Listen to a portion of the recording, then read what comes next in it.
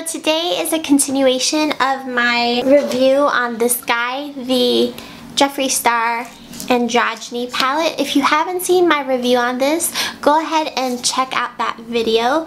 But today I wanted to share with you guys some dupes or like similar eyeshadows in case you have these in your collection and were wondering how they compare. So I have a few lined up over here. I will be posting some up-close swatch photos, comparison photos on my Instagram if you would like to take a closer look at those. This video was inspired by one of my lovely subscribers. Hey Melissa. So she brought to my attention that this palette here looks kind of similar to this palette right here. So this one is the Viseart No. 4 Dark Matte palette. So as you can see, they do have some overlaps in colors. I wanted to give a little shout out to her because I never even thought about how similar they are. So if you have this eyeshadow palette, which by the way costs $80, then you probably don't need this because there are some overlaps. But I'll show you guys in some swatches what those two look like next to each other. Now, that being said, there are a couple shadows that I can't find dupes in this palette which include those two lighter shades. And additionally to that, this palette is all matte, so you're not getting any shimmers, whereas two are more of a metallic sort of foiled finish. The two metallic ones are Frosting and Deja Vu, and then Fetish has like little tiny specks of shimmer. Very, very, very subtle, sort of matte base. And if you're interested in the Viseart, this does have some shades that you can't find in this palette, including this deeper green, sort of more of a hunter green, and some shades in between, because this palette has 10 shades and this has 12. And then as far as like individual eyeshadows that kind of have dupes, I'm gonna post a picture of some side by side. So for Frosting, we've got Magic Act from Makeup Geek, which is a $10 individual pan. Then we've got the Makeup Forever ME, which is like metallic, 700 eyeshadow. That one's a little bit warmer in tone. And then dupes for Safe Word, this shade here, I've got a couple, including Barcelona Beach by Makeup Geek. And then from Colourpop, I've got this Cornelius shade that was part of that Kathleen Lights Where the Light Is or something, that little quad that she sold. And then another individual for Charm. I could only find one shade in my like single eyeshadow collection that was fairly close to this, and this one was a Morphe shade. It's in the shade No. 14, so their eyeshadow No. 14. This was also in the Jaclyn Hill Favorites Morphe palette, and that was like No. 6 in the palette. So that's those two. And then for the shade Deja Vu, I've got a couple. In that photo, I swatched Flamethrower from Makeup Geek. This is another one of her metallic shades, the foiled eyeshadows. And then fairly similar to that is the Kat Von D. And then one that I didn't swatch and will swatch for you now is this other Colourpop shade, in case you've already got this. So this one is the Deja Vu from the Jeffree Star palette, and this is Game Face Super Shock Shadow from Colourpop. I didn't swatch this in that other picture because it was a little bit different. This one's a little more orange base and this one's a little bit more red base. It's not like a perfect dupe, but these are only $5, so it'll give you a similar sort of effect. As far as Dominatrix, this one is a deep brown, and I swatched for you guys Americano eyeshadow from Makeup Geek, and then Embark from MAC. So they're very, very similar. Androgyny. This is a fairly unique shade. I was having a lot of trouble finding a good dupe for this. I'm going to show you up close. Makeup Forever M928. And then Morphe 71. This was also in the Jaclyn Hill palette.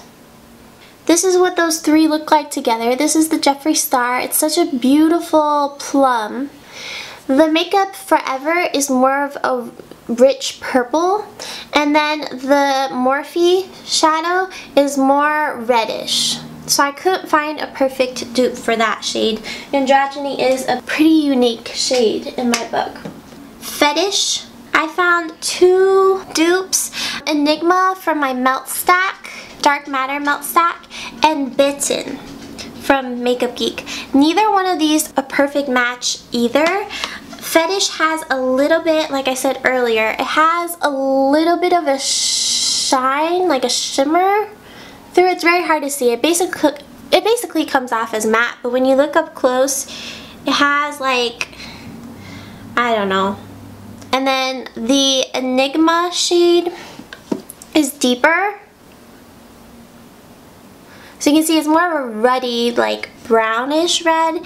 And then Bitten also isn't quite right. Bitten is one of my favorites too. So you can see this one's more red. I don't have a perfect dupe for it. Another one I was considering to show you guys was the Makeup Forever M846. This one is like quite a bit more red. You can just see it on my finger. It's a lot brighter. So that's how that one compares. It's more of a cranberry.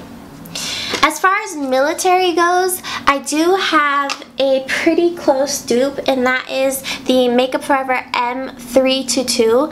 But military is a pretty unique shade. I don't have very many greens like that. Most of the greens I have do have shimmer, so it's hard to find a matte because that one is a matte. The other green I had sort of compared to military is a much brighter green, and this is Velvet Moss. That one is actually quite a bit brighter. And then for Poison and Swallow, those two are also very unique shades to my collection. Poison, its closest dupe from Makeup Forever, and this is M240. And then the other shade that I thought was similar is actually a shimmer. So unlike Poison, Poison is matte, beautiful matte. I thought the undertone was really similar to Houdini, which is the Makeup Geek foiled eyeshadow. And then as far as Swallow goes, honestly, that's a very unique shade in my collection. I don't have anything else like it that I could find. And the closest thing I could think of was my Morphe 44 shadow, which is also a matte, but it's a much brighter blue. So if you don't have shades like this, I think that this palette is definitely worth it. It is a really good quality palette. If you already have the Viseart, then I would say you probably don't need this because you could supplement the two shades that it doesn't kind of have in here with a couple of singles. Maybe one of those first few that I mentioned. This palette, the Viseart, I mean, honestly, the formula of these is absolutely amazing. The creaminess, the texture, the longevity, the mattes from this brand is my favorite, just my favorite. So it's hard to top that in my book. However, the Jeffree Star ones are amazing. I think that they might be a little bit drier in texture, but they are really good and you get a lot of product in each pan. So it's kind of up to you in that way. I think that the packaging is probably nicer in the Jeffree Star. This one, I have a couple of Viseart palettes where the packaging broke, so the lid's up here where it attaches, it doesn't quite fit together anymore. So the packaging isn't my favorite, but it is nice and compact, really great for the kit. But it's all matte. So I'll let you kind of take it from there, but I hope that this video was somehow helpful or entertaining to you. If you're new to my channel, go ahead and subscribe, join my Cake Face family. Also, hit that bell next to the subscribe button for notifications from me. And leave a comment if you have any special requests or questions. I'll try and address them. And if you haven't checked out my original review video for this guy, go ahead and do that. Alright, I hope you have a wonderful rest of your day, and I will catch you in my next one.